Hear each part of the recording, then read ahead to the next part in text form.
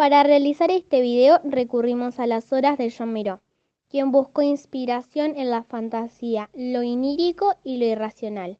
Se podría decir que son una traducción visual de la poesía surrealista.